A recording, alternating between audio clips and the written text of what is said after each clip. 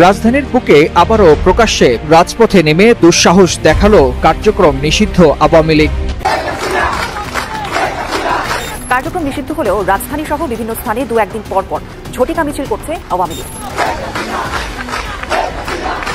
দিনের আলোতে কার্যক্রম নিষিদ্ধ দলের প্রকাশ্যে এমন মিছিল নিয়ে জনমনে তৈরি করেছে। এবার খুদ রাজধানীর বুকে পুলিশি পটুকালে লাঠিসোঁটা হাতে নিষিদ্ধ আওয়ামী লীগ ও ছাত্রলীগের বিশাল বিক্ষোভ মিছিল। আওয়ামী লীগকে সুরক্ষা দেওয়া সে 11 পুলিশ কর্মকর্তাকে প্রত্যাহার করল ইউনূস প্রশাসন। 5 আগস্টের পর এমন ঘটনায় বিশিষ্ট বিভিন্ন রাজনৈতিক দলের নেতাকর্মীরা সাম্প্রতিক সময়ে বিভিন্ন জায়গায় আওয়ামী লীগের ঘন ঘন সফল মিছিলে হুমারাম ইউনূস সরকারের। কিন্তু এবার পুলিশি পটুকালে খুদ রাজধানীর বুকে লাঠিসোঁটা হাতে নিষিদ্ধ আওয়ামী লীগ ও ছাত্রলীগের বিশাল বিক্ষোভ মিছিলে নড়ে চড়ে বসেছে ইউনূস প্রশাসন।